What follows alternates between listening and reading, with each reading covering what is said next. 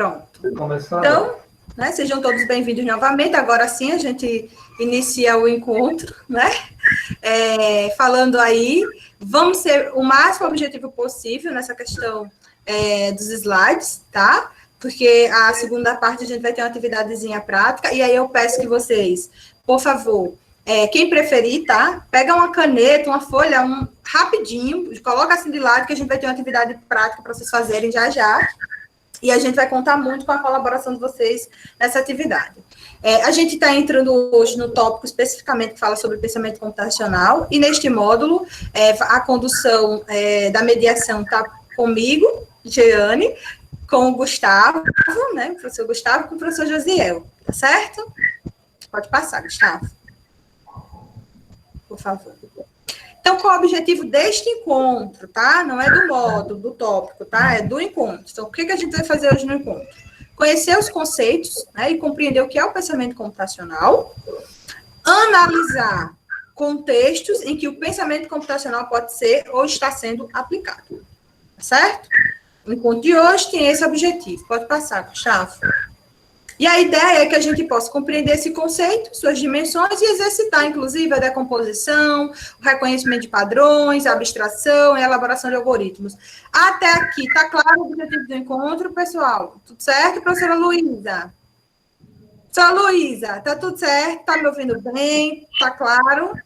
Professora Luísa fechou a câmera, não estou vendo mais ela. Pode passar, Gustavo. Obrigada. Então, a gente vai entrar agora um pouquinho falando... Estou me ouvindo. Ô, professora, obrigada. Não me deixar no vácuo, tá ótimo. Claro. E aí, gente, o que acontece? A gente vai entrar agora um pouquinho falando sobre o contexto, um pouquinho do contexto histórico do pensamento computacional. A gente não vai trazer muitos autores, porque esses autores a gente vai colocar lá no Google Sala de Aula. Tá certo? E como a gente tem aqui um grupo de professores que estão um pouco mais avançados e outros que estão conhecendo agora, é importante que quem está conhecendo o pensamento computacional compreenda que ele sai aí, ele vem de uma linha de pesquisas que se iniciam, né, com o professor Seymour Papert, né, que é o criador do construcionismo, que é uma teoria de educação, né, baseada aí no construtivismo. E ele faz algo revolucionário, né? Porque ele cria uma linguagem de programação a partir de uma pesquisa que ele faz com crianças. E aí ele diz o seguinte, né? Ele fala da importância de ensinar as crianças a programarem, porque a partir da programação as crianças teriam condições de aprender. E aí a defesa dele é que a partir do concreto, a partir do real, a partir da realidade, né? Ao vivenciar o concreto Que legal, professor. Eu não sei se a professora está falando aqui que teve experiência com a Logo, né? Que bacana, professora. Então, ele a partir dessa realidade, do estudo, da observação em relação às crianças, ele constrói aí a ideia de que o computador poderia ser uma ferramenta importante para a aprendizagem das crianças. Né? E as crianças iriam programar o computador, e aí, ao programar o computador, elas iriam aprender. E elas aprendem porque programam, né? E não aprendem programação, e não aprendem os conteúdos para poder programar. Não, ao programar, elas vão aprendendo os conteúdos, os conceitos, tá certo? E aí, basicamente, a linguagem Logo, ela é formada aí, ela tem alguns comandos, como qualquer linguagem. Então, por exemplo, se eu pegar aqui a linguagem falada, oral, né? Nós temos verbos, nós temos, que mais? Pronomes, enfim, nós temos adjetivos, então a linguagem, língua portuguesa, tem uma estrutura, né? Tem uma sintaxe, né? Assim? O que mais que a linguagem tem, né? A linguagem falada tem. Então, ela tem, sim, códigos e regras, né? E assim como a nossa língua, a Logo também tem, né? E, basicamente, ela é estruturada a partir, de comandos como para frente 50, para a esquerda 90, para a frente 10, e à medida que a criança vai programando, ela vai fazendo desenhos, certo? E aí, naturalmente, ao avançar nessa linguagem, a criança ela vai ter que trabalhar naturalmente com a ideia de lateralidade, com a questão da rotação, de ângulo, não é assim? E aí, o professor Samuel Papert revoluciona nesse sentido, porque ele traz o computador não como um recurso aí para apoiar a aprendizagem dos conteúdos, mas sim para ensinar o computador a programar, né? E para fazer com que a criança pense sobre como programar o computador. E aí, ao fazer isso, ela aprende programando, né? Ela programa, e aí, pela necessidade que a programação tem, né, de solucionar um determinado problema, a criança expande esse conhecimento, buscando a informação necessária para solucionar aquele desafio. Pode passar.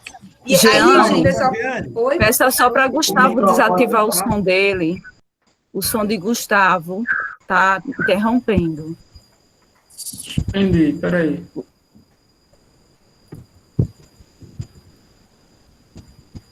Não sei se eu compartilhei uma guia ou foi... Vocês estão vendo a apresentação ainda? Sim, Gustavo. Posso mutar você? Então, pronto, mutei o Gustavo, fica melhor como ele está apresentando, tá? Até aqui tudo bem. Então, eu diria que o professor Samuel Papert é o pioneiro. Ele é acho que sem nenhum exagero, ele é o pioneiro nesse sentido. Tem um vídeo aí, que é um diálogo entre o professor Samuel Papert e o professor Paulo Freire, e eles discutem entre eles, inclusive, o futuro da escola. E uma das questões que eles colocam é essa questão dessa nova escola, né, dessa escola se constituindo a partir aí de uma necessidade dos desafios, e não somente para a aquisição de um conceito, né? A gente transpor a ideia de conceito, né? de aprender apenas para saber de algo, né? Mas para solucionar um determinado problema. Ele fala, inclusive, da ideia de, ao final da minha aula, você pergunta para as crianças, a criança chega em casa e o pai pergunta o que você aprendeu na escola, e a criança, às vezes, não sabe o que aprendeu, porque aquilo não foi significativo para ela, né? E aí, quando eu construo, quando eu busco o conhecimento e associo aquele saber a uma relação prática, né, real, aquilo é significativo para mim, e aí sim eu aprendo. Pode passar, Gustavo, por favor. Obrigada. Aí a gente vai dar um salto no tempo para vir para 2006. Para quem está querendo agora fazer o mestrado, importantíssimo ler esse artigo da Janet Wing, né, de 2006. A gente sabe que outros autores vieram e já discutiam, né, sobre a questão da programação e do computador na educação. O que foi que ela fez? Ela formalizou o termo, certo? Porque a gente tinha muitos trabalhos já falando sobre o uso de programação para criança, ensino de programação para criança, ensino de lógica de programação. E o que foi que ela fez? Ela formalizou esse termo, com pensamento computacional, e defendeu, inclusive, esse ensino não só especificamente para aquelas pessoas que estudam ciência da computação, né? Ou que são dos cursos dessa área, né? Mas sim para todas as pessoas, incluindo as crianças, e aí ela reforça aquela ideia que o professor Samuel Papert já traz. Antes da Janet, gente, acho que aqui no Brasil, o professor Valente, inclusive, o professor José Armando Valente, é um dos pioneiros nesse sentido também, porque, inclusive, ele faz uma formação, né, lá na década de 80, 90, para professores. Eu, inclusive, tenho a oportunidade de trabalhar com uma dessas professoras que vivenciou esse processo, e olha, para vocês terem ideia, naquela época, ela já trabalhava com computação desplugada e plugada para estimular essa aprendizagem no uso de programação com as crianças. E sabe o que é mais interessante? É que naquela época eles faziam as coisas, mas eles não nomeavam as coisas. Tipo assim, ela usava computação desplugada e não se dizia que era computação desplugada, certo? Para a gente ver que, às vezes, o formalismo vem sempre depois, né, da criação em si. Então, eles já faziam esse uso híbrido, né, entre computação plugada e computação desplugada. Pode passar. Obrigada, Gustavo. E aí a gente chega no professor Paulo Blinkenstein, que, na minha opinião, eu gosto bastante dos trabalhos que o professor traz. Eu acho que ele traz um aspecto da cidadania, ele olha para o pensamento computacional como uma habilidade no aspecto social, né? Não é apenas para saber resolver problemas, não é apenas porque vai melhorar a minha aprendizagem, eu vou aprender melhor, eu vou desenvolver minha cognição, então eu vou conseguir resolver problemas mais rápidos, problemas complexos, inclusive na aprendizagem de conteúdos mesmo, de habilidades do currículo escolar. Mas como um aspecto cidadão mesmo. Tipo, é importante saber disso, porque isso é um conhecimento que precisa ser socializado por todos, porque já é algo consolidado. Se assim como os verbos, os pronomes, a história, as guerras, é um saber, né? A história em si, né? Tem isso nas ciências da história. Tem conhecimentos que precisam ser democratizados, né? Por todos. Saber usar computador, saber compreender como um computador pensa e como a gente pode utilizar as técnicas da ciência da computação para a vida é algo que vai além de ser apenas para um aspecto do emprego, mas sim para tornar o cidadão um cidadão, né? E acho que o aspecto da cidadania que o professor Paulo Blinkenstein traz, eu acho que é super importante destacar. Aí a gente vai sair um pouquinho dessa ideia dos pesquisadores, do contexto histórico, e a gente vai avançar um pouquinho mais. Gustavo, por favor. E aí, quando a gente vai para o pensamento computacional em si, a gente fica perguntando, tá, Jane, você falou para mim assim, olha, você falou que tem lá a história com o professor Simon Papert, aí depois você falou que a Janet em 2006 formalizou isso, aí você falou agora do professor Paulo Blinkenstein, que é um professor que fala muito da ideia da cidadania, né, de um conhecimento para a cidadania, não só para você, não só porque você precisar arrumar um emprego no futuro, será necessário saber programar, ter essa lógica desenvolvida, essa estratégia mental consolidada, não é só para isso, né? Mas o que é então esse pensamento computacional que todo mundo fala, né? Se a gente for para filosofia, se a gente for para neurociência, pensamento vai ter definições diferentes, tá certo? Para a ciência da computação, para a professora Wing, ela enxerga da seguinte forma, que o pensamento computacional é uma habilidade, e essa habilidade é fundamental para todos, não somente para os cientistas da computação. O professor Paulo Blinkenstein, ele fala que o pensamento computacional é saber usar o computador, é que ele fixa o pensamento computador a uma estratégia, a um recurso, né? No caso, aqui é uma tecnologia, o computador, como instrumento de aumento do poder cognitivo e operacional humano, tá? Então, ele vê como um saber necessário aí, como um instrumento que vai potencializar a minha capacidade de aprendizagem, né? Pode passar, Gustavo, por favor. E aí, o professor Christian Brackmann, em 2017, ele traz uma definição que eu gosto bastante, muito mesmo, não sei se alguém conhece o professor Christian vai fazer, inclusive, uma apresentação no CIBI, ele traz uma definição bacana, acho que interessante, porque ele desprende um pouco da ideia apenas aí do computador, ele diz que o pensamento computacional é uma distinta capacidade criativa, né? Crítica e estratégia humana, não é da máquina, né? É nosso, né? É nosso que a gente empresta para a máquina operacionalizar, né? E saber utilizar os fundamentos da computação nas mais diversas áreas de conhecimento. Aqui ele também reforça a ideia de Wing, né? E fala desse saber aí, um saber que é da ciência da computação e que pode ser explorado por todos nós, com a finalidade de identificar e resolver problemas colaborativamente através de passos claros, de tal forma que uma pessoa ou uma máquina possam executá-los eficazmente. Então, ele desprende apenas do computador e ele diz, não é só a máquina. A pessoa em si, ela pode aplicar pensamento computacional na vida inteira, né? Em tudo. Né? Porque é uma capacidade que você desenvolve para solucionar um determinado problema. E aí a gente pode enxergar como uma estratégia, né? Se você traz o pensamento computacional para o concreto, ele pode se tornar uma metodologia, uma estratégia. Se está no seu pensamento, ele é a formalização, um modelo mental que você recupera, né? Para desenvolver uma solução, para produzir aí, desenvolver uma ação, ou solucionar mesmo um problema real, né? Também, né? Pode passar, Gustavo, por favor. E aí, eu vou dar como última definição o CIEB. Por quê?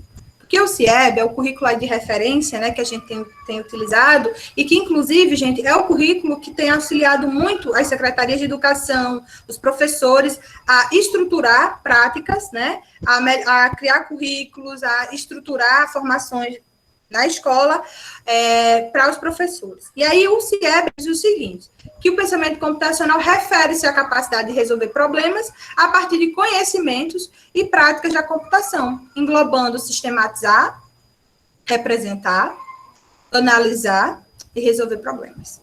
Certo? Essa é a definição do CIEB. Pode passar, Gustavo, por favor.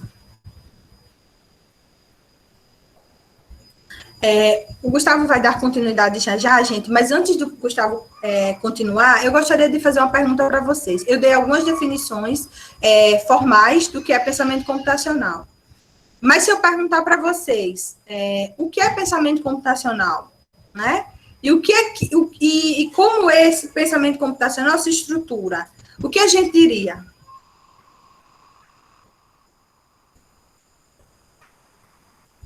Ficou claro ainda?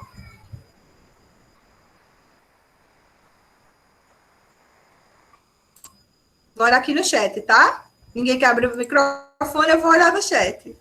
Levantem a mão, pessoal.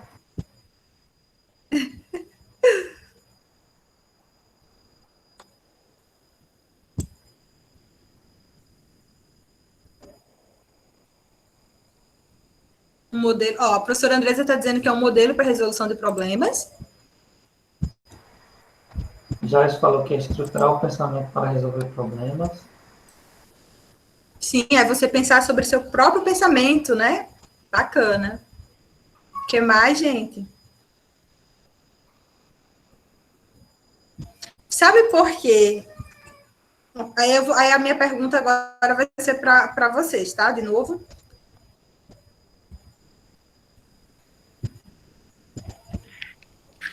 Boa noite. Mas veja, então, pode falar, professora Artelúcia. Boa noite, Jeane, boa noite a todos. Boa noite. Eu estava aqui pensando na sua pergunta, né, do que é o pensamento computacional, e assim, me ocorreu que é exatamente como nós, professores, estamos nos comportando mediante essa pandemia, onde todos nós tivemos que nos reinventar, buscar novas práticas, aprender, quer dizer, o desafio desse trabalho que nos foi dado, né, dessa atividade, ela é uma sistematização, ela é uma representação de todo o pensamento computacional, isso na minha visão, porque a gente está precisando nos reinventar a todo momento e buscar essas formas de resolver os problemas que têm surgido no nosso dia a dia. Então, esse é o meu pensamento do que seja o pensamento computacional. Sim, professora. Eu gostaria também de fazer um comentário complementando aí o que a professora falou. Pode ser? Alô? Professor, pode falar, estou ouvindo. Posso falar? Sim, eu considero que o pensamento computacional, ele não só ele vem a partir da revolução da informática e da telecomunicação, né? Mas ele está presente desde sempre, desde a origem da humanidade, na medida em que a computação ela começa com a matemática, em contar, não é isso? A palavra computação está ligada à palavra contar, o básico. Aí depois, se você for na história da informática, há muito sempre fala, né, que a computação começa com ábaco e por aí vai.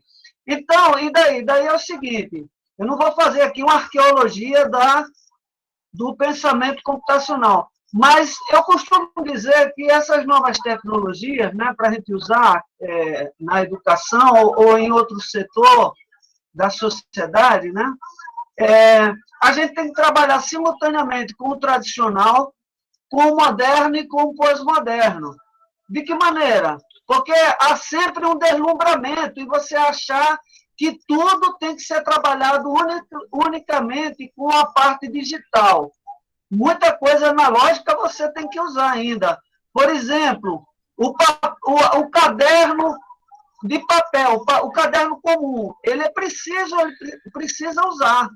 O que acontece, eu vi uma notícia de que nas sociedades mais avançadas, onde todo mundo só estava usando o teclado, etc., o que estava acontecendo? Os alunos, as crianças estavam ficando com problemas gravíssimos de caligrafia. Evidentemente, quando eu digo isso, não quero dizer que as pessoas têm que ter caligrafia bonita, não. As pessoas, em qualquer época da indústria 4.0 ou qualquer outra, elas precisam ter caligrafias legíveis. Não é questão de ter caligrafia bonita, é caligrafia legível. E a caligrafia, certo? A linguagem e a caligrafia é a maior tecnologia que o ser humano já inventou até hoje, na minha opinião. Não existe outra, porque foi a partir da linguagem verbal e não verbal é que o homem chegou a toda essa evolução contemporânea. Essa é a minha opinião. Tradicional, Entendi, professor. moderno e pós-moderno simultaneamente. Concluí. Obrigada, viu, professor Alberto? Muito obrigada pela sua colaboração, viu? Professor Alan, por favor. Olá, boa noite. Estão me ouvindo? Sim. Pois não.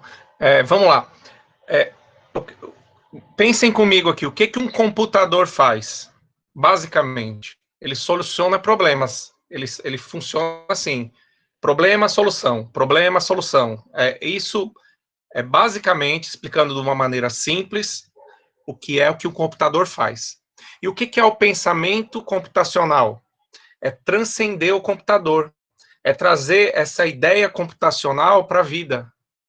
Então, seria assim, explicando de uma maneira bem simples mesmo, para a gente entender. Trazer essa ideia de resolução de problemas que o computador faz de maneira sistematizada para a vida, para o cotidiano, para o ensino, para a sala de aula.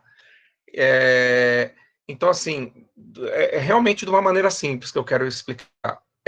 A gente tem que, eu penso assim, que a gente tem que transcender, a gente está muito ligado no computador, na informática. É legal a gente entender o que é isso, como funciona, e pegar isso e trazer para a nossa praxis dentro da sala de aula, de modo que a gente possa atender a essa geração que é conhecida como nativa digital, né? Que nós não somos, mas eles são. Então, a gente tem que estar preparado para isso. E eu acredito que o pensamento computacional é a maneira mais eficiente e que mais abrange hoje, porque você pode fazer isso sem um computador na mão. Você pode fazer isso só dentro da sala de aula, a partir dessa prerrogativa do que o computador faz, trazendo isso para a sala de aula. Obrigada, professor Alan. Acho que é isso mesmo que o senhor colocou. Por isso que eu falo que eu gosto muito da definição do professor Brackman, porque ele desassocia o pensamento computacional especificamente apenas o uso com o computador. E aí, a partir do que o senhor coloca, eu queria falar, eu fiz essa pergunta, está aqui a projeção do CIEB, e pelo que eu entendi, vocês entenderam que pensamento computacional, de fato, é uma estratégia para solucionar problemas. Mas veja, para solucionar um problema, eu não preciso necessariamente usar o pensamento computacional, concorda? Colocaram aí, inclusive, design thinking. Posso usar.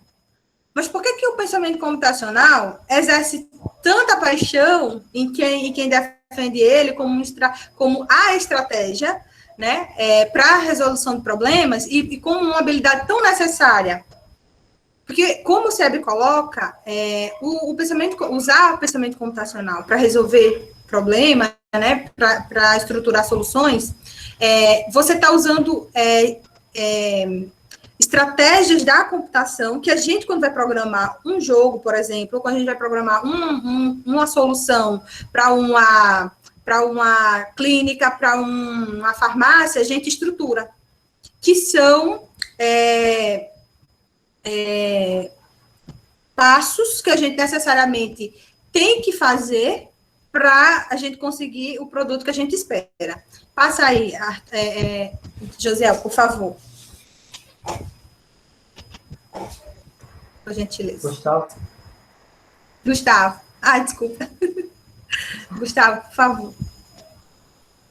Por quê? Porque o pensamento computacional, ele possui aí, ele está estruturado, ele tem 4 pilares, tá? Que esses pilares, né, juntos, eles permitem, possibilitam que a gente chegue aí à solução de um problema. Por que é tão eficaz, eficiente? Porque esses passos, eles dão conta, né, de uma engenharia para que a gente chegue aí ao final, né, e ter um produto. E aí tem uma outra questão. Quando você se baseia por essa organização, por esses pilares, você não enxerga mais o erro, né? Você não enxerga mais o desafio como algo ruim, porque você enxerga que você desenvolve uma resiliência capaz de te permitir chegar ao final dessa solução sem se frustrar, porque você enxerga que isso faz parte do processo, da solução. Entendem? Acho que o Gustavo vai avançar um pouquinho mais na discussão, depois eu volto. Tá certo? Vou mutar aqui meu microfone, tá, Gustavo? Você tá com o microfone mutado. Giana, acho que foi você que mutou ele, não? Foi sim, mas ele tem como se desmutar. É só ele abrir a apresentação, né? Voltar aqui na sala e se desmutar. Fiz a gentileza de lhe mutar, mas você vai ter que se desmutar. Obrigada, Gustavo. Ai, meu Deus, que sensação ruim ficar mudo. Gente, é horrível. Você vai apresentar para mim, Jane, ou eu mesmo apresento?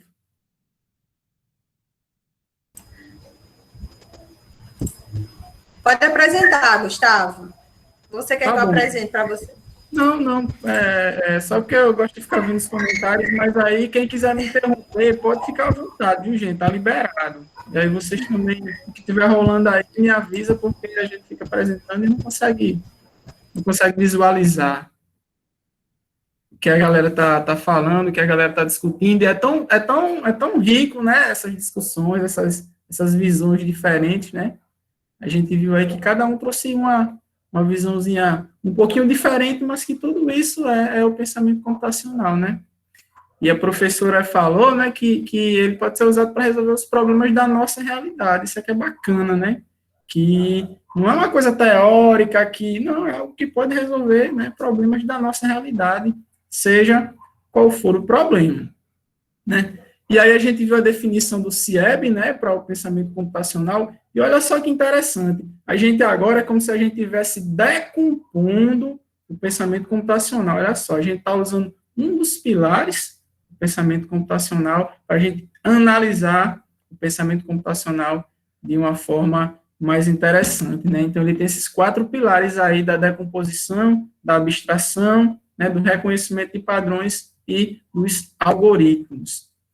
E o legal, gente, é que esses pilares, né, se a gente parar para pensar, eles são características do nosso pensamento, né, características do pensamento humano. Então, o nosso cérebro, os nossos olhos, eles são, né, excelentes reconhecedores de padrões.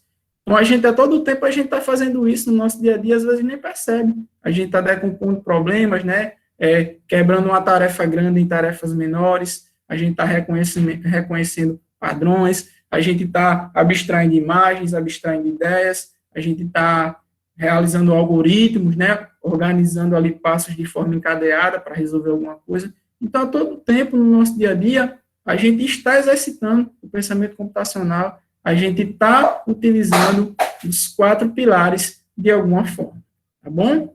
E aí, gente, eu trouxe aqui, né, como é que o CIEB, ele entende esses 4 pilares do pensamento computacional. Então, olha só, o reconhecimento de padrões, então, trabalha a identificação de características comuns entre os problemas e suas soluções, ao se realizar a decomposição de um problema complexo. Seguidamente, se encontram padrões, entre os subproblemas gerados, os quais podem ser explorados para que se encontre uma solução mais eficiente. Então, eu analisar, né, um problema, analisar uma situação, né, procurando reconhecer o que é que tem de comum, né, desse problema com outros problemas que eu já resolvi. Então, vou buscar ali padrões de resolução, né, para aquele problema. O conceito de decomposição trabalha o processo que divide os problemas em partes menores para facilitar a resolução. Compreende também a análise dos problemas para identificar as partes que podem ser separadas, né, e formas como podem ser reconstituídas para solucionar o problema como um todo, ajudando a aumentar a atenção aos detalhes. Então, eu pego um problema que parece gigante, eu vou quebrando ele em problemas menores, eu vou tentando entender, né, cada parte desse problema e solucionar cada parte para a gente conseguir chegar nessa solução do problema maior. O conceito de algoritmo trabalha a estratégia ou conjunto de instruções claras e necessárias, coordenadas para a solução de um problema em um algoritmo. As instruções podem ser escritas em formato de diagrama, pseudocódigo, linguagem humana ou em linguagem de programação. Então, um algoritmo, ele não pode ser, como é que eu posso dizer? Ele não é só algo que a gente está programando no computador, às vezes, até o próprio nome pensamento computacional, às vezes, assusta a gente, né? Pensamento computacional, quando a gente ouve a primeira vez, a gente fica, nossa, que é isso, que nome assustador. E algoritmo também, né? A gente, quando ouve o nome algoritmo, a gente fica meio assustado, o que é isso? Lembra logo do cara lá programando, e é uma coisa que vai além, né? O conceito de algoritmo, a gente parar para abstrair ele vai além disso, além de programar um computador. É uma coisa que a gente faz todo dia, né? A gente, na nossa mente, a gente, quando vai realizar uma tarefa, a gente realiza, né, passos que a gente encadeia eles de uma forma organizada para a gente conseguir solucionar um problema ou realizar uma tarefa do nosso dia a dia. A abstração.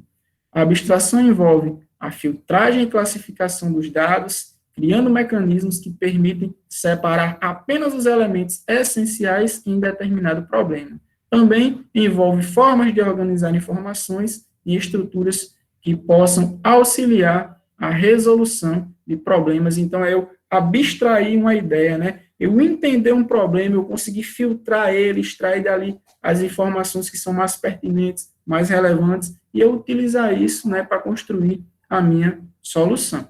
Então, quem é professor de matemática, ali quando a gente passa como, né, meu exemplo, quando a gente chega ali no 7º ano, que a gente começa a trabalhar com ações, então os alunos eles têm muita dificuldade de abstrair a ideia, né, de fazer essa representação, de perceber a letra, né, incógnita, ela na verdade é um número, eu não conheço nesse momento, mas eu posso descobrir qual é o seu valor.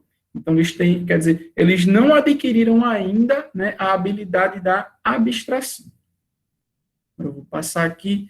Então, gente, para a gente pensar aqui de uma maneira, né, mais simplificada, né, a gente viu aqui como é que o CIEB está tratando, né, cada um dos pilares do pensamento computacional, e aqui nós temos exemplos bem simples, tá bom? Por exemplo, aqui, decomposição, né, se a gente for montar uma bicicleta, o que é que a gente faz? Nesse momento, vocês podem falar aí, gente, então, a gente vai montar uma bicicleta, o que é que a gente faz? Por onde a gente começa ou a gente monta ela de uma vez? A gente chega aqui, pá, pronto, montei a bicicleta, ela está pronta. É assim que funciona? Não, a gente vai pegando parte por parte. Exato, né? Então, veja só, uma situação super simples, né, que envolve aqui o pensamento computacional, né, traduzido no pilar da decomposição. Então, vou montar uma bicicleta. Então, primeiro eu pego o quadro, né, aí depois eu posso colocar as rodas, depois eu posso colocar, né, uma sela, um guidão, né, aí eu vou para os freios. Então, a gente pega o nosso problema, né, que é montar uma bicicleta, que parece, né, um problema gigante, a gente quebra ele, né, em partes menores, e aí a gente vai fazendo cada parte separada, a gente vai juntando, até que a gente consegue resolver o nosso problema. Bom? Nosso próximo exemplo aqui, né, fazer um café da manhã, né, por exemplo. Então, quando eu penso em fazer um café da manhã, bem, eu não jogo tudo aqui e está tudo pronto, né? tem uma sequência de passos, né, que a gente vai executar e a gente divide isso em, né, em partes, né? Então, a gente decompõe o nosso problema, que é fazer o café da manhã, em subproblemas, né? Então, a gente vai cortar o pão, né? Aí a gente vai fazer a torrada, vai assar o pão, depois a gente vai passar a manteiga e depois a gente vai passar a geleia. Então, o meu problema, né, ele foi quebrado em partes menores. E um detalhe dessa imagem é que, inclusive, a gente pode, pronto, eu tenho um problema maior, eu posso quebrar ele em partes, tá bom? Então, como a princípio a gente está quebrando aí em duas partes, ó, fazer o café da manhã. Então, fazer as torradas e fazer o chá. Então, quebrei em dois problemas. E cada um desses problemas eu posso quebrar em outros probleminhas. E esses eu posso, se for possível, eu quebro em outros. E assim a gente pode ir decompondo ali, né, em fases. E isso a gente faz no nosso dia a dia, né, em diversas tarefas que a gente tem que executar. A gente para, a gente quebra em tarefinhas menores e vai resolvendo cada uma das tarefas. Reconhecimento de padrões. Então, olha só, a gente trouxe aqui algumas ilustrações bem simples. Se a gente olhar aí, né, as pegadas, essa pegada aqui, né, a última aí, do nosso lado esquerdo, né, o que é que a gente vê aí nessa pegada? Nós vemos o que aí? Nós vemos um pé descalço, alguém que está de sandália, que está de bota, o que a gente vê aí? Essa pegada é de um animal, essa pegada é de quê? Pode falar, gente.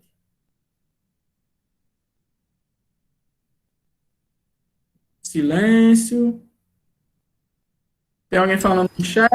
Tá no chat. Tem aqui. sim. Pessoal, abre o microfone e fala que o Gustavo não está vendo o chat, tá? Por favor. Eu não estou batendo, aí estou escrevendo. Parece uma pegada humana, descalça, né? Exato, né? É uma pegada de seres humanos, né? Isso. A gente sabe isso por quê? Porque o nosso cérebro, né, traduzido pelos nossos olhos, a nossa visão, nosso cérebro é um excelente reconhecedor de padrões. Então, quando eu olho essa pegada, então eu estou vendo aí esse formato, né, curvado aí, então eu estou vendo ali umas bolinhas, ali 5 bolinhas, então automaticamente eu reconheço que isso aqui é uma pegada humana, né, e que essa pessoa está descalça. Então, nós estamos fazendo aqui o reconhecimento de padrões. Então, se a gente olha aqui nas outras pegadas, a gente vê que tem aí essa chinela, depois está de sapato, a outra está de bota, um sapato mais social, podemos dizer assim, né, com um pequeno salto. Então, como é que a gente sabe isso? É o nosso cérebro, né, que ele está reconhecendo padrões visuais. Então, o nosso cérebro ele é um excelente reconhecedor de padrões. E aqui, na nossa imagem do lado direito, né, nós temos aí um famoso quadro, né, de Van Gogh, que é A Noite Estrelada. E percebam que Van Gogh, né, assim como os pintores ali da época dele, tal, eles tinham essa marca, né, dos traços, né, grossos e tal, bem marcados. E o Van Gogh ele trazia essa característica, né, desses traços e um espaçamento entre os traços. Então, ele tinha esse padrão de pincelada, vamos dizer assim. Então, quando a gente olha uma obra, né, como essa, a gente reconhece, né, que é do Van Gogh devido a essa característica, né, esse padrão que ele tem de pincelada. Eu vou passar aqui para a gente acompanhar mais algumas imagens. Então, percebam, né, que tem esse padrão, né, das pinceladas, né, pinceladas grossas, né, espaçadas. Então, tanto aqui no autorretrato como no quarto de Arles, a gente percebe, né, esse traço, né, esse padrão que o Van Gogh ele carregava, né, nas suas obras, esse padrão de pintura. Aí, olha só, gente, que interessante aqui, olha só.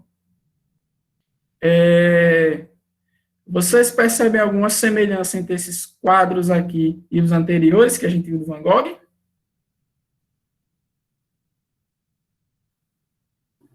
Sim ou não? Não, Nunca percebo não. Sim. Não percebe? Então, Não, isso aqui parece que está mais chapado com... Lembrando, Sim, algumas chapado. curvas, Ele é né? mais lento, mais leve. Tá um pouco longo, assim, lembra um pouco, mas muito longo. eu vou botar aqui. O fundo dos quadros dão uma impressão daquele primeiro lá, né? As curvas, né, que ele utiliza e as cores também. Pessoal, deixa eu interromper um pouquinho. Coloca lá no quadro. Pronto, esse. É porque a gente está fazendo um reconhecimento de padrão, aí a gente tem que abstrair o seguinte. Esse aí foi feito por alguém na internet, buscando o que era comum do outro. Ele não tem a qualidade do Van Gogh. Vocês têm que dar esse enorme desconto. A gente tem que abstrair que é um Van Gogh. Quais características de pintura Van Gogh fazia e foi feito aí? A partir de pinturas circulares. Você tem várias formas de trabalhar isso com criança, professores de educação artística, geralmente, quando vai ensinar as obras de Van Gogh e Monet também, eles mostram as cores primárias, aí das cores primárias mostram as correlações básicas e vê os movimentos. Aí o exemplo de Van Gogh é interessante para fazer com criança, porque são os movimentos circulares. Ele pede pouco nível de capacidade de detalhamento, de coordenação. A pincelada grossa, né? Aquela pincelada Isso, pincelada grossa é mais fácil de fazer. É um traço passada. Isso. Aí, tipo, o cachorro aqui de branco, ele não está seguindo o padrão, por exemplo, só está o céu. O céu circular, essa referência do céu. A parte verde, que é a de baixo, ela lembra, mas não está no padrão de Van Gogh. Mas isso também é da característica de reconhecer padrão e abstrair. A gente está procurando os pontos em comuns aqui, não os diferentes. Não é uma pintura cópia e imitação de Van Gogh, é reconhecer o padrão para relacionar. Como eu acho que teve esse exemplo, é necessário explicar assim. Vamos, professor, coloca aí no Google alfabeto armorial. A gente está mostrando um europeu, vamos mostrar uma referência estética do Nordeste. Professor, tu está navegando na internet? Você quer que eu compartilhe aqui, Arthur? Isso, coloca no Google Imagens. Eu inventei agora esse exemplo. Eu posso... Alfabeto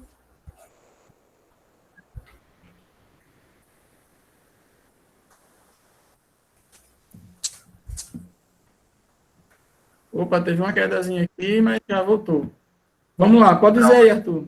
Alfabeto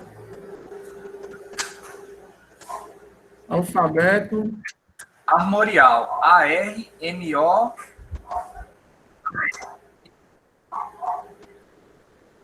Pronto, beleza. Isso. Google Imagens, para a gente visualizar.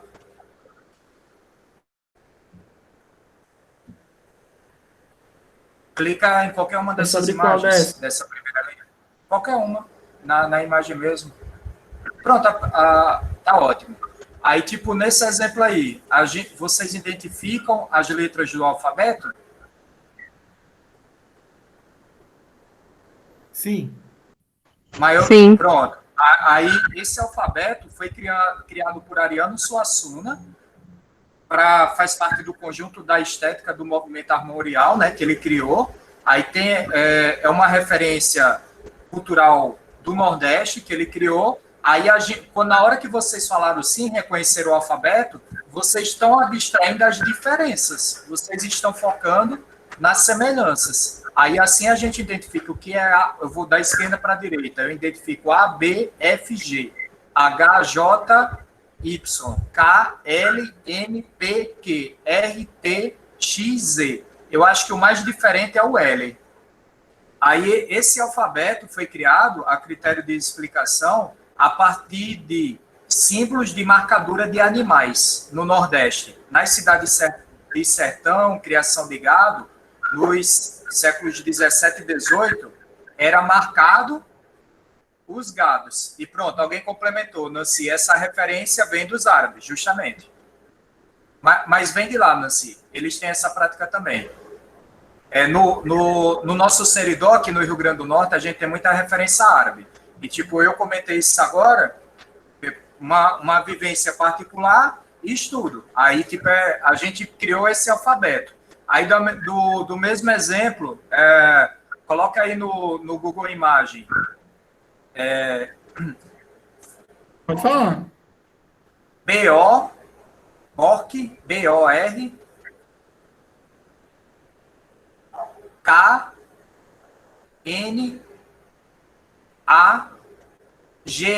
logo, pronto. Apareceu aqui. Isso. Pronto, clica aí em um desses para a gente ler. Será que dá para ler? Dá para ler se a gente abstrai as diferenças e foca no que é semelhante com o alfabeto. Aí, Bork Nagar é uma banda norueguesa. Aí, tipo, eu mostrei dois tempos, ou dois modelos estéticos diferentes que dá para a gente trabalhar esses padrões. Aí, para trabalhar isso com estética, arte, história da arte, é excelente. Aí, tipo, esse movimento musical que essa banda faz parte, eles têm esse costume de fazer esse tipo de desenho com letras. Alguém até, o Moisés falou, um outro ali, eu não conheço, mas deve ser uma banda que faz parte desse movimento. Mas aí tem isso. Assim como a gente pode criar um alfabeto. Aí a gente cria a letra, mas tem uma base, uma essência. Aí a gente foca nessa essência. Aí reconhecer padrão é identificar a essência. Focar no semelhante, não no diferente. Era só isso. E o interessante, né, para a gente ver, isso é bacana para a gente entender como é que o nosso cérebro realmente é um excelente reconhecedor de padrões, porque a gente olha para uma imagem dessa aqui, né, e a gente já fica procurando alguma coisa semelhante, né, com aquilo que a gente já conhece, com aquilo que a gente já viu nos traços aqui, quer dizer, o nosso cérebro, ele está sempre procurando reconhecer padrões, procurando aquilo que é semelhante, aquilo que ele já viu em algum lugar, aquilo que é familiar, né, a ele. E se a gente, algo assim, complementando o Gustavo, perfeito sua fala, se a gente não reconhece para ler, a gente visualizando esse termo, a gente tenta ler. Aí, na hora que a gente tenta ler, a gente entendeu que é uma letra, é um alfabeto. A gente já reconheceu o padrão. A gente só não reconheceu o que quer dizer cada letra. Talvez entenda ali que o primeiro é um B, um O. Aí isso é reconhecer padrão. O cérebro é mais rápido do que a gente, porque ele foi treinado. Mas se a gente mostrar essa foto para alguém que não seja alfabetizado, aí talvez não tenha essa propriedade. Assim como o do movimento armorial, eu consegui identificar rápido, e talvez quem tem essa vivência de sertão, nordeste, ou referência do tipo, do movimento estético também, consiga também. Mas aí, outra forma, outro exemplo disso, não precisa nem mostrar, Gustavo. Grafite, tipos de fonte, letra, e assim segue. Aí, tipo, relacionando com o alfabeto, né? Para complementar Okay. um pouco. Obrigado, Arthur. Show. Obrigada, Arthur.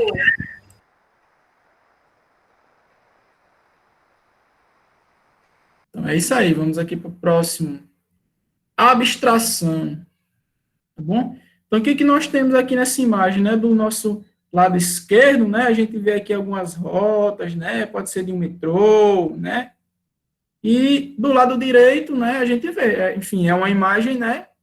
A imagem é diferente, mas a gente consegue perceber que elas estão representando a mesma coisa, né? Porque a gente consegue abstrair essa ideia, né? São imagens diferentes, mas rapidamente a gente consegue perceber que elas estão representando a mesma ideia, né?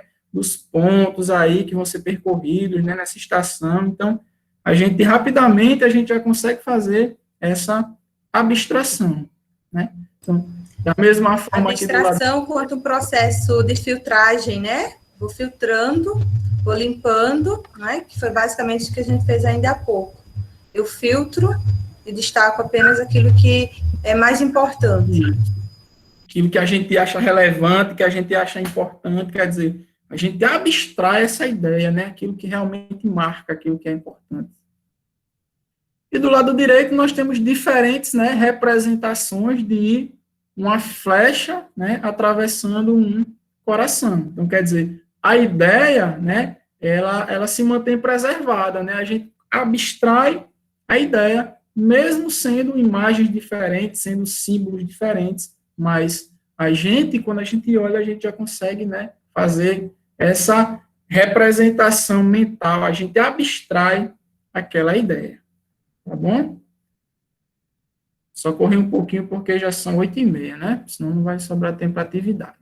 Então, gente, algoritmo, para quem nunca ouviu essa palavra, algoritmo a gente faz o tempo todo na nossa vida. É uma sequência de passos, tá bom? Encadeados para a gente resolver um problema, para a gente realizar uma tarefa.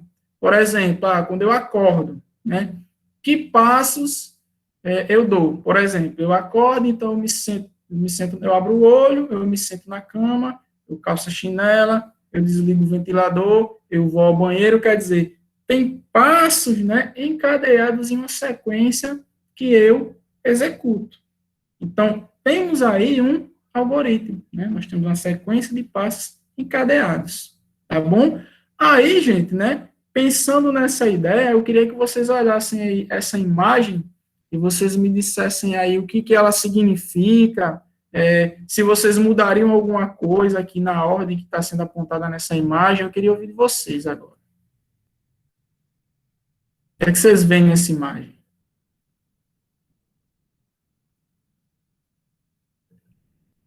Pode falar, gente. A rotina da pessoa. É uma sequência de ações tomadas em determinado momento do dia. As 4 estações, eu acho que é as 4 estações. As 4 estações? O que nós temos aqui no começo dessa imagem? Aqui no começo. O que nós temos aqui? Opa. Eu posso falar? Eu gostei dessa imagem pra caramba. Posso falar ou você vai falar? Pode falar. Eu imaginei o seguinte, eu imaginei, né, o despertador tocando, aí eu achei legal que lá em cima, o despertador ele toca, mas não sei se é isso, ele toca 3 vezes, parece eu. Aí depois... Se fosse eu, seria mais 8. Depois ele aperta o botão para tirar o despertador. Aí eu despertei e vou me organizar. Na hora que eu vou me organizar, tá frio, então eu coloco uma roupa de frio e vou tomar o meu café. Só que aí eu ainda estou em dúvida se está frio ou calor, para eu poder organizar minha mochila, para eu poder sair para ir trabalhar. Então eu tenho que decidir lá, olhar fora para ver se está frio ou calor e organizar minha mochilinha para poder ir. Não sei se é isso não, mas eu gostei muito dessa imagem. Mais alguém quer acrescentar?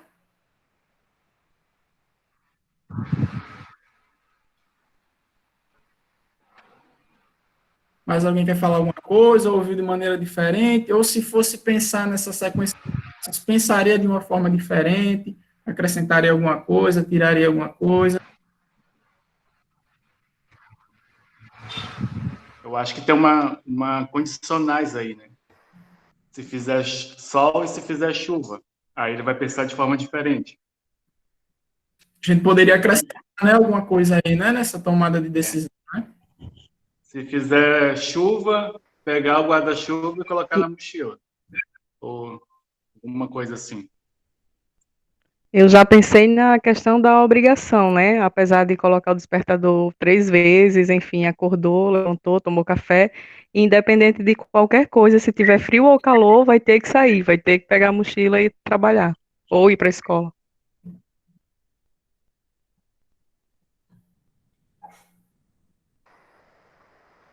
Ok, tá todo mundo certo. Então, percebem que um algoritmo, ele não é só para um problema de computador, eu estou programando, não, são para tarefas, né, do nosso dia a dia, tá bom? E que dentro desse algoritmo aí, a gente poderia acrescentar mais detalhes, né? Já teve um colega aí que falou que poderia ver um guarda-chuva, né? Se fizer sol, escolhe outro tipo de roupa. Enfim. Então, observe que o algoritmo, ele nada mais é do que uma sequência de passos onde a gente estabelece aquilo que está, né, na nossa cabeça. Então, quando a gente programa o computador, a gente, na verdade, a gente está pegando algo que está materializado na nossa cabeça, né, uma sequência de passos para resolver aquele problema, e aí a gente vai passar essa sequência de passos para o computador e ele vai executar exatamente, né, naquela ordem que a gente está passando para ele, tá bom? Porque o computador... Pode falar, tem gente abrindo aí o microfone, pode falar. Professor, sou eu. Eu gostaria de complementar aqui. Olha, basicamente, para a gente estudar essas questões... Estão me ouvindo? Estão me ouvindo? Sim, sim. Basicamente, para a gente estudar melhor essas questões, a gente tem que estar sempre relacionando também com o analógico, da escrita e da matemática, certo? Então, quando vocês falam aí de alfabeto aí, né? Quando a gente vai... Eu cursei uma disciplina na universidade, aí na UFRN, há alguns anos atrás, a história da escrita, do livro e da biblioteca.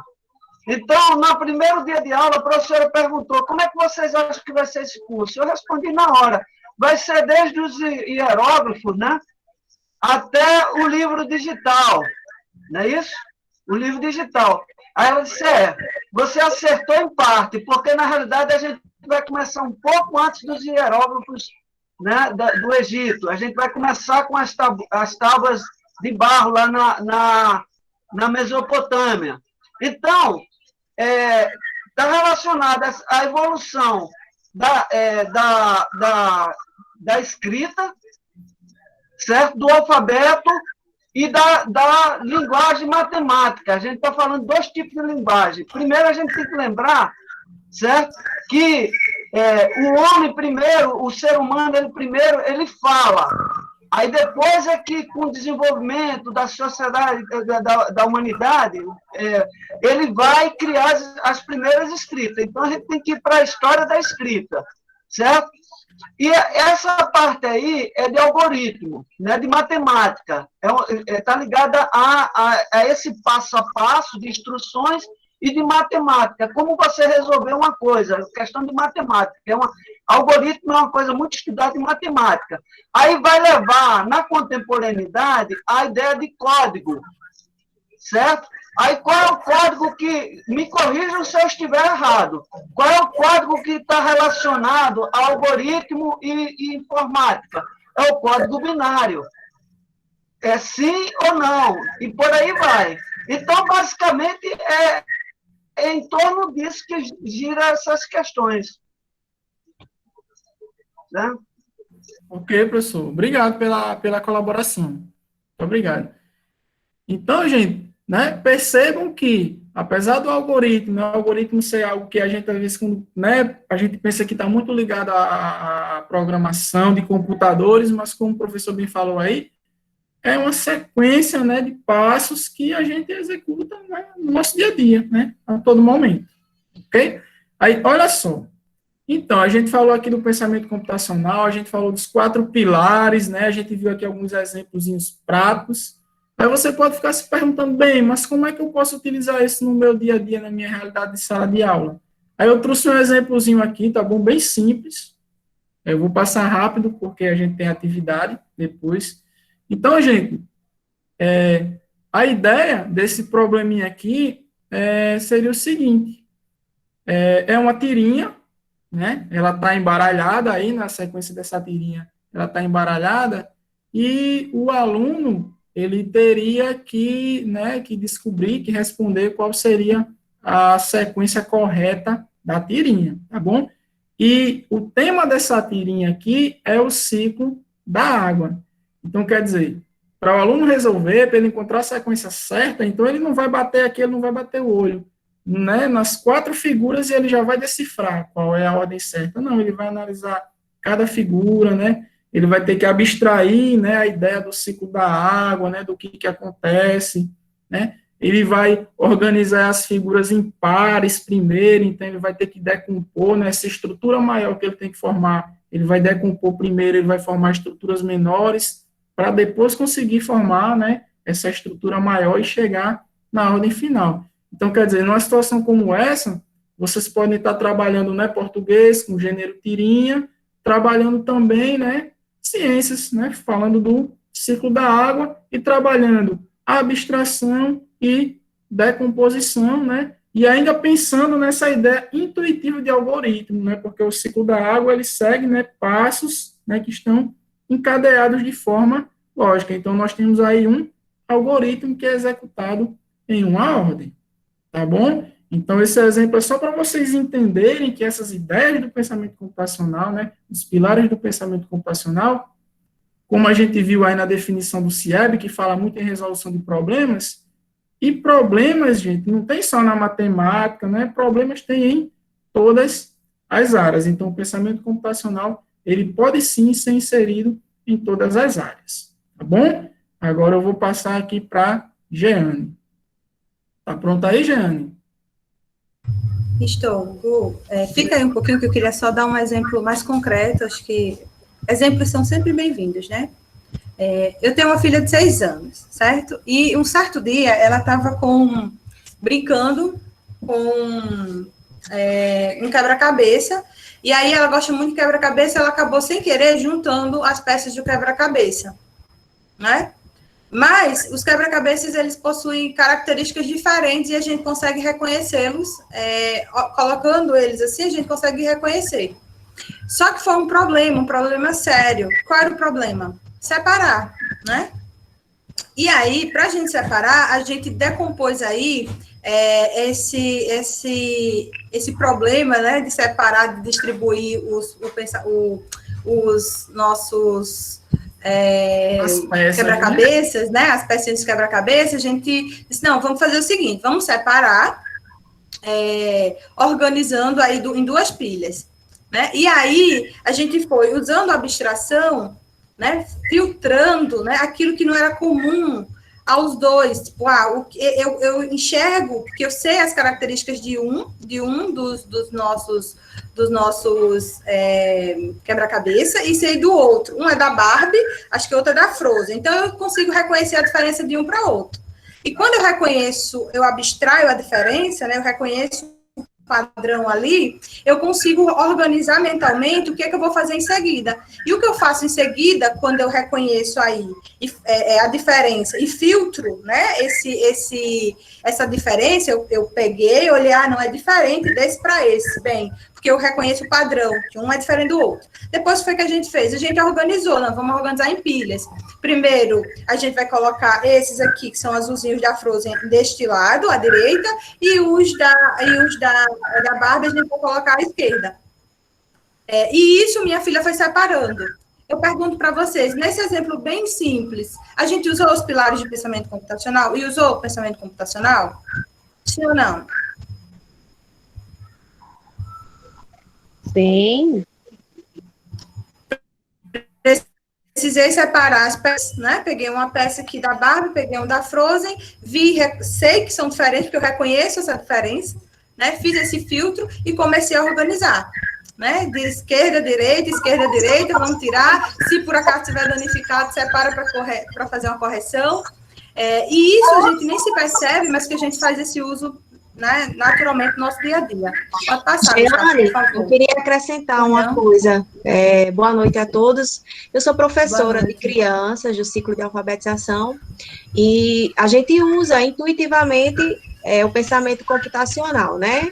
Isso que ele explicou aí da tirinha, isso se faz quase que diariamente. A gente trabalha com sequências de histórias, sequências de formas geométricas. Então, assim, usa mesmo essas dimensões, mesmo sem a gente ter ciência de que está usando, entendeu? Como você falou aí do quebra-cabeça também.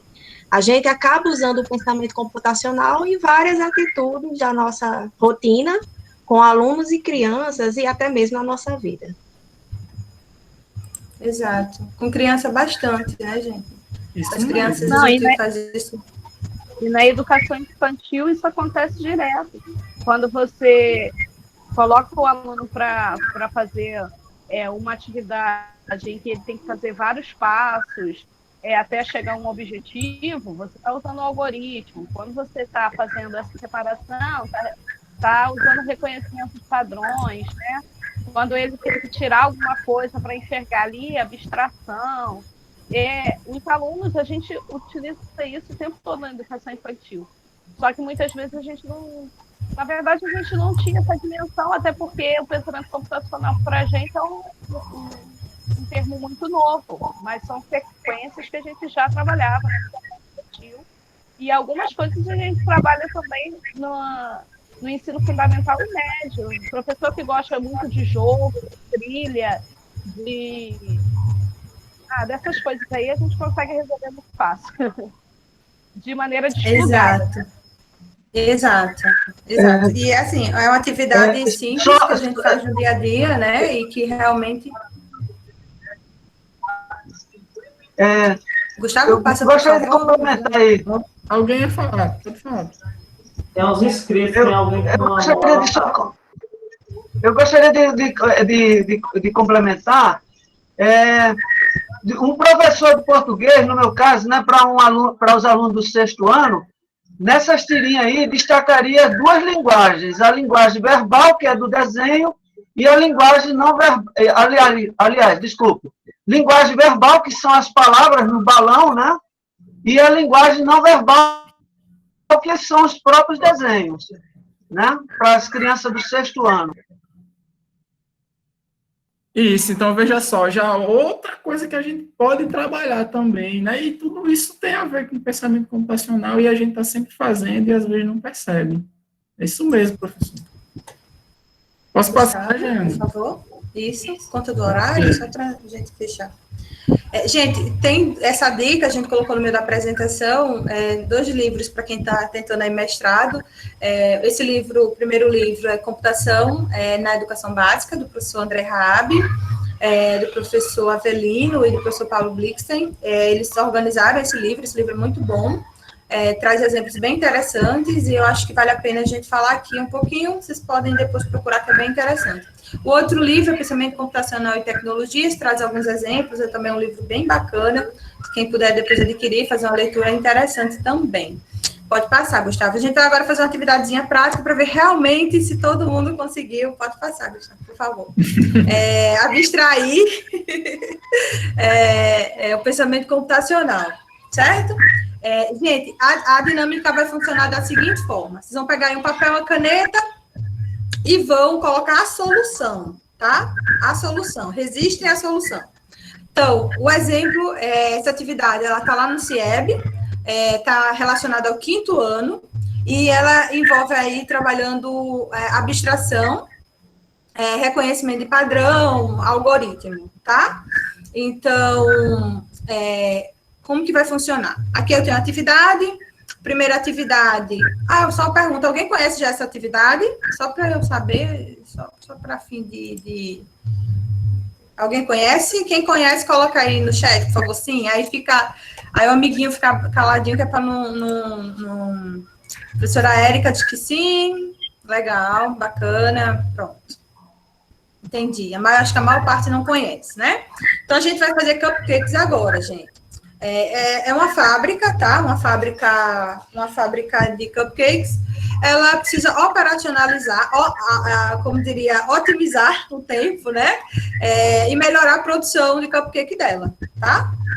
E para você fazer um cupcake, tem essa estrutura. Você tem a forma, você tem a massa, você tem a cobertura. E, ao final, você tem o cupcake, certo? O que a gente vai fazer? A gente vai estruturar um algoritmo responsável, né, para que o professor Jailson, por exemplo, ao ler, interprete e execute, né, a produção desse cupcake. Então, por exemplo, aqui, no primeiro, se eu fosse colocar assim, uma sequência de passos, o primeiro eu colocaria o quê? Um tracinho, sim, um tracinho, porque ele já está o quê? Completo, né? Ele já está feito, está concluído. Eu tenho forma, eu tenho massa e tenho cobertura. Então, esse cupcake aqui, o primeiro, tá? Está concluído. Letra A, primeiro, da esquerda para a direita, tá feito. O segundo, o que a gente colocaria se a gente fosse colocar uma instrução abaixo da primeira instrução? O que eu colocaria aí? Eu colocaria em seguida um tracinho também, porque esse cupcake também está concluído. Perfeito, Laís. No terceiro, da esquerda para a direita, o que está faltando nele? Eu tenho forma, eu tenho massa, o que está faltando? Cobertura. Então, eu colocaria cobertura. Por que eu consigo perceber isso? Porque eu tenho a informação de como é que se faz um cupcake, né? E aí eu reconheço que o primeiro está feito, porque eu conheço o padrão, né? Eu conheço que o padrão do cupcake é este, então eu sei que ele está feito. No segundo, eu identifiquei que esse padrão ele não se repete, porque está faltando algo, né? Está faltando algo e eu preciso dar conta desse algo, que é o quê? A cobertura. No quarto, o que está faltando de novo? Cobertura. E nos dois últimos, o que está faltando? Massa e cobertura. Massa e cobertura, perfeito. Perfeito. Então, a gente identificou, olha que coisa interessante, de 2 em 2, o padrão vai se modificando, não é assim? Sim. Mas, veja, quando eu fui compilar aqui com vocês, eu não olhei para todo. O que foi que eu fiz? Eu decompus. Eu peguei pedacinhos, não foi? Não foi assim? Passa o slide, Gustavo, por favor. Gente, é importante lembrar, gente, que a ordem ela é muito importante. Ela é muito importante. Primeiro a cobertura e depois a massa. Não vai ficar legal, né? Perfeito. Vai ficar um pouco feinho, né? Então, primeiro a massa e depois a gente coloca a cobertura. Tá claro aqui, gente? Tá tranquilo até aqui? Todo mundo captou a ideia? Foi que a gente conseguiu usar. A gente conseguiu decompor, a gente identificou padrões, não foi isso? E a gente construiu o quê?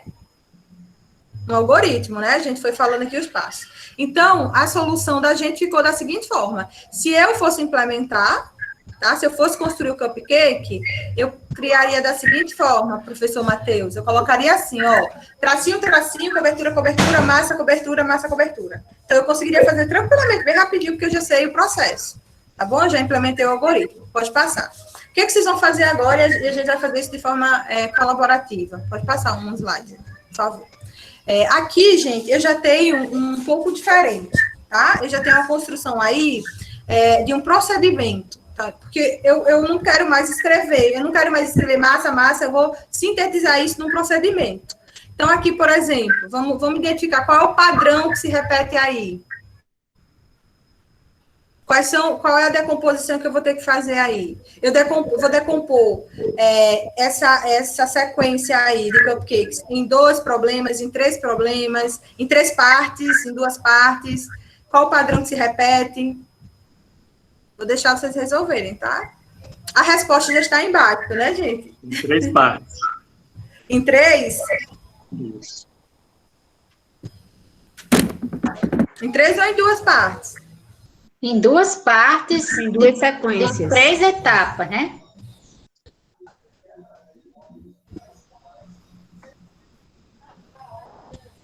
Então, vamos lá. Vamos pensar assim, eu acho que o padrão se repete 2 vezes.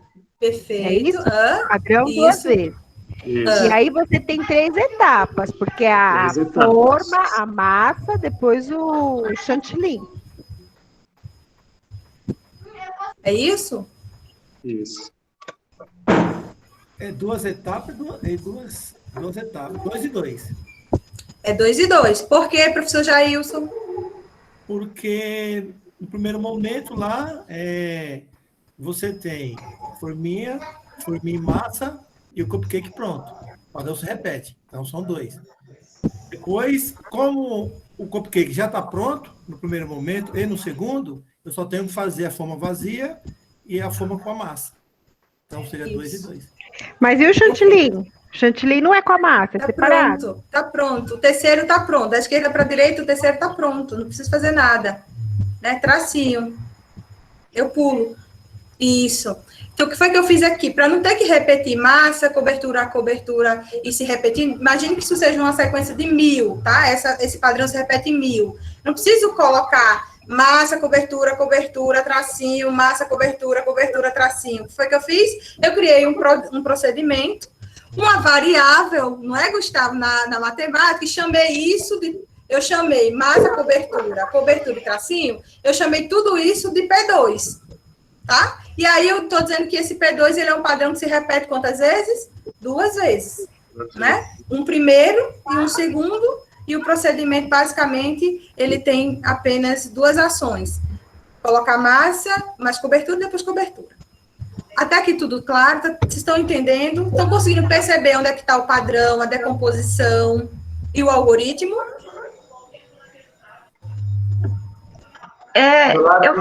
Uma coisa me chamou a atenção aqui, porque já tem 2 vezes nesse algoritmo que está abaixo da letra E, né? No início da... Já tem 2 vezes, e depois vai ter o P2, e o P2 2 vezes também? Não seria só padrão, só P? Não. 2 vezes o padrão. Professora? Tem 2 vezes o padrão, e o padrão é massa mais cobertura, cobertura e completo. Professora Marnisa? É porque é o seguinte, a gente está definindo que o processo vai ser você fazer a massa, depois colocar a cobertura, certo? Isso é um padrão que já é repetitivo. Aí, ao invés de você ficar colocando massa mais cobertura, massa mais cobertura, massa mais cobertura, você define um padrão comum e depois você vai dizer quantas vezes ele vai se repetir. Que é como a máquina vai entender. Eu tenho que fazer aqui, colocar 2 vezes o quê? A massa e a cobertura. E aí eu vou completar, entendeu? Por que tem esse cobertura aqui? Mas já está 2x no início, ou seja, já está 2 vezes. No início está dizendo 2 vezes, porque está massa, cobertura e depois cobertura. E depois vai dizer que o padrão está repetindo 2 vezes. Vamos lá, gente. A direita, vamos olhar para a direita, tá? À direita eu tenho um P2, tem 2 pontos. Embaixo eu tenho uma sequência que a máquina vai implementar, certo? Que a máquina somos nós, tá? Que nós vamos implementar. Certo? Na esquerda, eu tenho já uma simplificação, aí lá vamos nós para a matemática de novo. Eu tenho uma simplificação desse processo. Porque eu estou dizendo que massa mais cobertura, cobertura e tracinho, que é a sequência que dá conta da gente construir 2 cupcakes, porque o terceiro da esquerda para a direita já está feito, a gente não vai mexer nele, certo? A gente vai finalizar o primeiro e o segundo. Para finalizar o primeiro e o segundo, esse procedimento P2, né, que a gente está chamando de P2, ele equivale a massa mais cobertura e cobertura. E à esquerda, eu apenas simplifiquei isso que está à direita e sintetizei. Porque como eu estou dizendo que massa mais cobertura, que é o do primeiro cupcake, e cobertura, que é do segundo, eu estou chamando já de P2. E estou multiplicando. Mas a direita tem um tracinho embaixo também, que é dele completo. Isso, é para dizer assim, ele está completo, então não preciso fazer mais nada. Eu estou com a impressão de que o que está causando essa dúvida é o número 2 do processo, é o P2. Gente, aí está P2, mas poderia ser P1, poderia ser M, poderia ser A, poderia ser qualquer letra, qualquer coisa que eu tivesse atribuído ao procedimento. Poderia ser só P. Poderia ser só P. O que é P? É o procedimento que é o seguinte, primeiro é massa e cobertura, segundo é cobertura, e terceiro já está pronto, eu não vou acrescentar mais nada nesse cupcake. Pronto, beleza, agora compreendi. Tá bom. Poderia chamar de X, de H, de C, a gente poderia chamar até de, sei lá, de Gustavo. 2 vezes Gustavo. A gente só nomeou, né? Só atribuiu a Gustavo essa sequência. Ótimo. Muito obrigada por proporcionar essa pequena discussão. Posso fazer um comentário? Pode. Foi interessante esse diálogo agora, e aí eu lembrei que, assim, né, como é um algoritmo, é uma sequência, e às vezes isso acontece muito conosco, né, tanto na questão da programação em si, quem programa, e na questão das comandas, né? E no caso aqui em específico, pensamento computacional. Então, às vezes a comanda, ela pode ter alguma coisa que às vezes não torna clareza. Então, eu não consegui ver quem estava com questionamento aí, mas eu percebi o quê? Que o 2, né, é o que foi o que pegou, né? Para a pessoa aí que colocou, foi o que pegou. Aí o professor Gustavo, ele até agora reescreveu o algoritmo E aí a professora conseguiu entender. Então, às vezes, a escrita, né, do código, a escrita do passo a passo, a comanda, às vezes, assim, não é claro no primeiro momento. Isso é muito próprio de quem programa, de quem trabalha com código, né? E aí tem que reestruturar, tem que refazer. E é só uma adenda, eu achei legal essa discussão. Bacana, professor. Exatamente. Gente, só para a gente fazer a atividade, tá? Só para a gente fazer a atividade, só para a gente fechar e a gente encerra com a frequência. E acho que essa discussão vai no decorrer da atividade, a gente vai surgir novamente, certeza. Decorem aí que a gente está chamando esse aqui de P2, tá? Então, se a gente fosse criar um novo procedimento, vamos imaginar que a gente identifica um outro padrão. Para esse novo padrão, a gente pode chamar ele de P3. Pode, professora?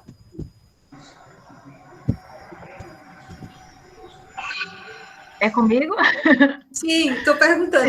Sim. Poderia ser? Poderia, inclusive, não chamar de P2. A gente poderia... Talvez eu tenha entendido errado quando você falou que o P2 estava dizendo que iria se repetir 2 vezes, antes de ver o 2 vezes lá na frente. Então, foi essa interpretação que eu fiz de uma forma não adequada, provavelmente. Pronto, tranquilo. Não, mas é só para dizer assim, que no próximo... Vamos chamar, se a gente precisar fazer um novo procedimento, vamos chamá-lo de P3, tá certo? Pode passar, Gustavo, por favor.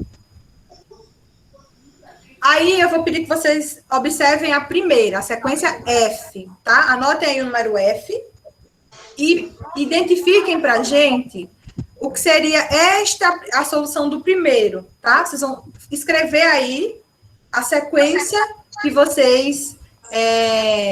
que seria o resultado, né? Seria o algoritmo, a solução para a gente fazer com que todos esses cupcakes da letra F possam ser criados, porque eles não estão completos, a gente precisa construí-los agora, e a gente vai fazer isso juntos.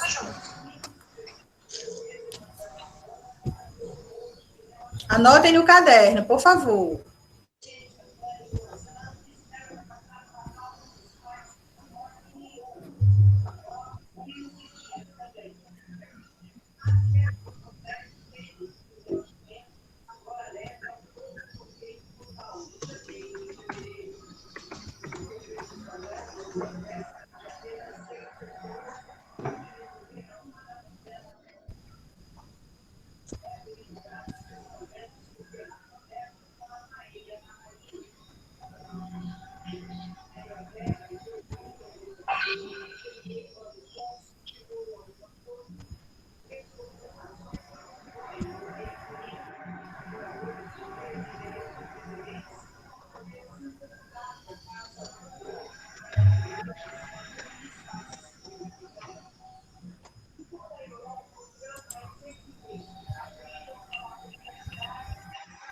Pronto, todo mundo conseguiu fazer a letra F?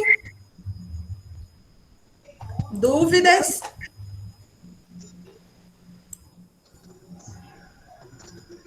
Pronto. Quem já fez, vai colocando aí no chat, tá? Por favor. Deu certo, professora Ana?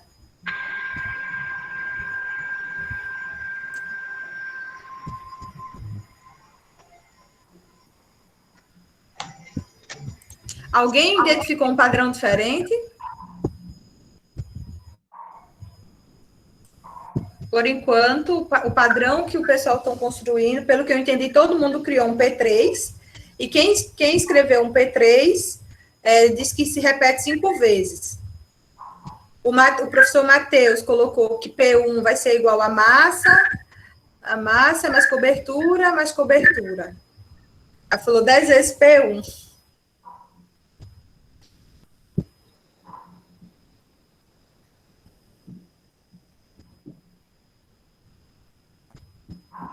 Professor Matheus, explica para a gente a lógica que o senhor chegou, assim, a sua ideia na explicação.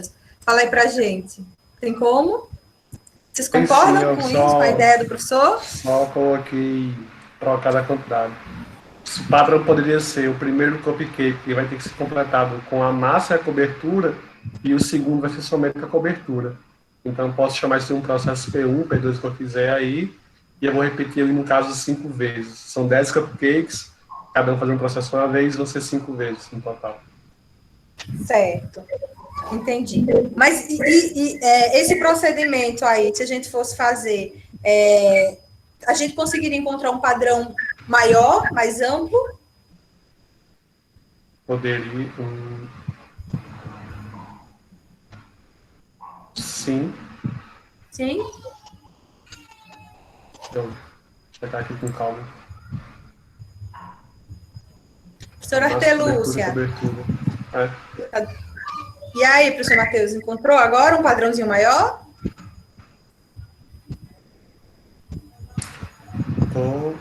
Só consigo ver esse daqui, por enquanto. Não sei se Eu acho que quem criou aí o P3, por exemplo, a professora Xênia, ela colocou assim, que P3 é massa cobertura mais cobertura. Ela está chamando P3. Mas esse P3 se repete quantas vezes, professora? Aí ela acrescentou 5 vezes. Colocou embaixo. Isso. Só para explicar a lógica que a maioria teve, tá, gente? Chamaram a primeira forma, ela tá vazia, o pessoal estão dizendo, olha, vai acrescentar massa e cobertura. E aí, no segundo, é só cobertura. E olha que coisa curiosa, é que isso aqui se repete, 5 vezes. Depois da cobertura, volta de novo para massa e cobertura. Aí, de novo, cobertura, depois volta de novo. Então, essa volta indica o quê? Uma repetição, né? O padrão, né? E aí, a gente pode chamar esses dois aí de P3, de fato, né? A massa, cobertura e o segundo de cobertura, a gente pode chamar de P3 e repetir 5 vezes. Tudo tranquilo até aqui? Então, vou deixar um desafio para vocês. Um desafio bem legal. Alguém, por favor, printa essa tela aqui, por gentileza, e coloca lá no grupo do WhatsApp. E aí, a gente vai ficar o G e o H para vocês fazerem, tá? E colocarem a solução lá no grupo, tá certo? Para a gente ver quem consegue aí chegar nessas soluções aí durante a semana, tá bom? Só como um intuito de desafio mesmo, para a gente se divertir um pouquinho. Pode compartilhar a tela, tá, Gustavo, por favor? Conta da hora, já são 9h04.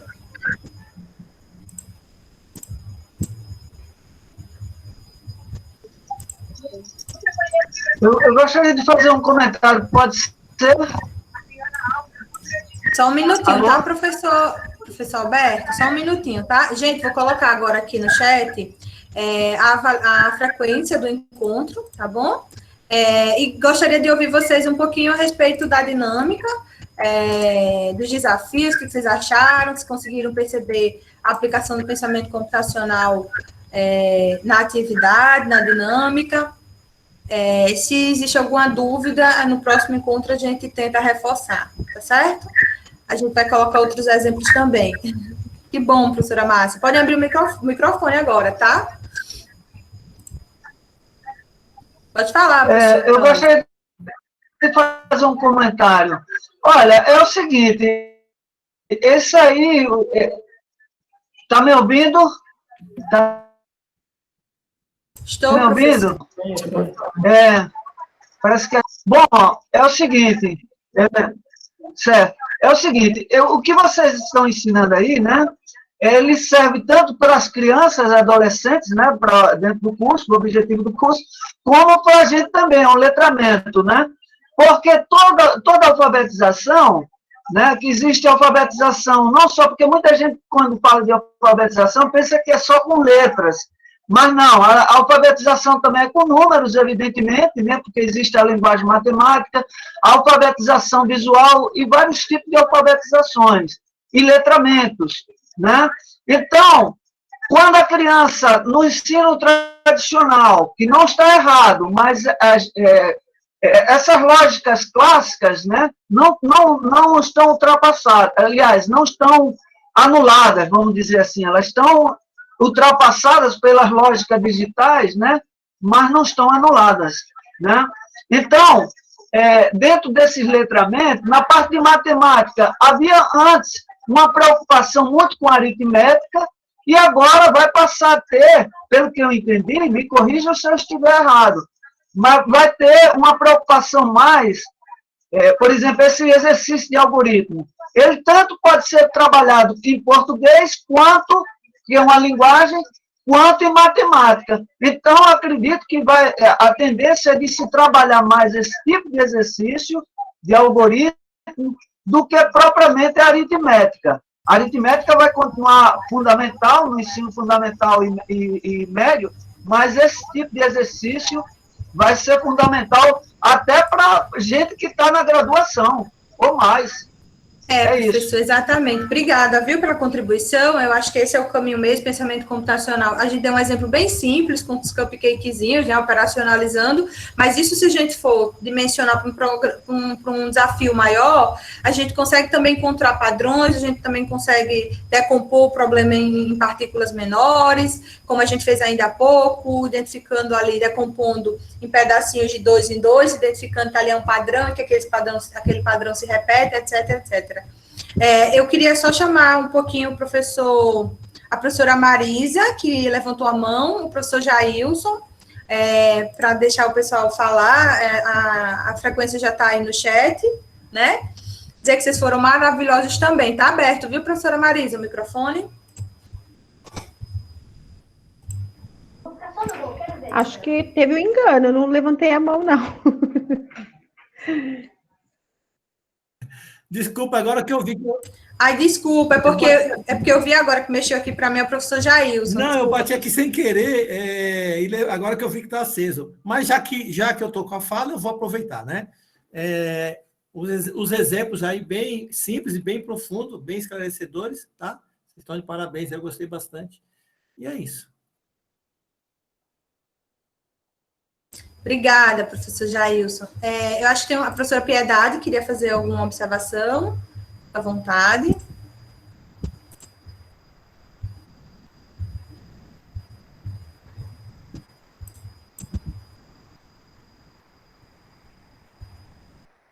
Não.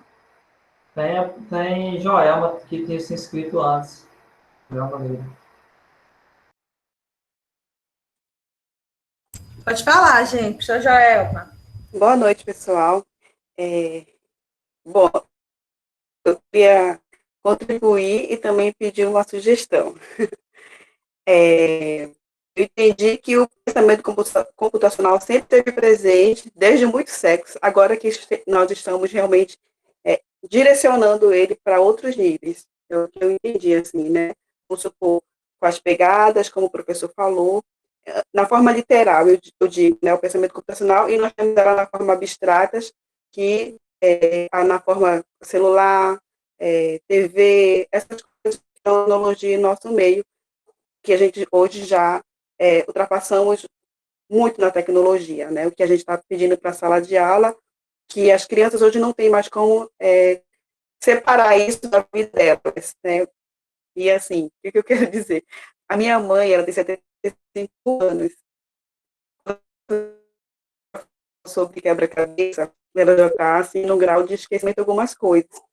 E a gente sabe que isso foi de um tempo para cá, ela esquecendo, e ela vem, e ela sempre foi muito férrea em matemática. Ela não esquece, é matemática, ela sempre, assim, gosta muito de matemática. E assim, como ela não é uma criança que a gente tem que fazer, estar na sala de aula, que vocês me ajudassem, assim, como é que eu posso fazer com que ela tenha esse pensamento computacional, já que ela também gosta, ela faz jogos online, às vezes ela se perde, ela fica meio agoniada, e ela joga muito quebra-cabeça.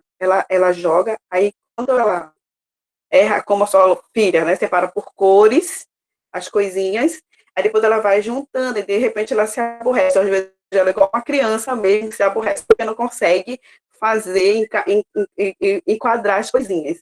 E assim como é para criança, como o professor falou ainda agora, né, agora há pouco, para crianças, para adolescentes, para adultos e para anciões também, que já estão chegando numa fase, está esquecendo as coisas e precisa estar exercitando o cérebro o tempo inteiro, porque, afinal de contas, nós estamos numa era diferente, né?